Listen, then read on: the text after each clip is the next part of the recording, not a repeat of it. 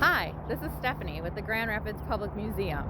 I was out for my daily walk today and thinking about the temperature, and I thought it would be fun to share a little bit about not only how the temperature affects us as humans in this springtime snow, but also how it affects organisms that live in the Grand River. So at the Public Museum, we have two live lake sturgeon, which you can see on our live web stream.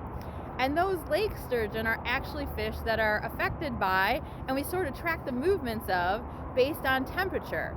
So in the spring, these river systems in Michigan start to gradually warm up. And as they do, we generally see lake sturgeon start to move up from Lake Michigan into these large river systems to lay eggs and to spawn. It's about this time in April and May when we track those fish and see them up here. And it's really interesting. You can look at the temperature graphs that a lot of river systems have available online, see what the temperature is, and notice, these fish, we see them when it's about 11 degrees Celsius.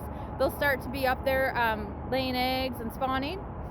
And these temperature graphs help us get a good idea of what dates that might be happening on. Those fish then, in about a month, will become what we call larval fish, and they'll start to drift down the river. And specifically in the Grand River, in about a month is when you would see these 1-inch long larval fish drifting down, maybe right in front of the Public Museum.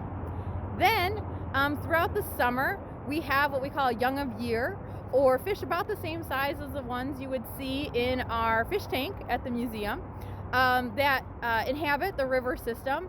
And then at the end of the year, or potentially next year, they make their way out to Lake Michigan, where they'll spend most of the rest of their adult life, coming back to the Grand River in about 20 years to spawn again, and then doing that repeatedly every 4 to 7 years.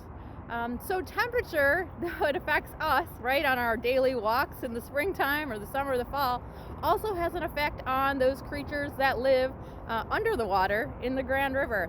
So stay curious, enjoy the Grand Rapids Public Museum, Museums at Home page, and have a safe and healthy season.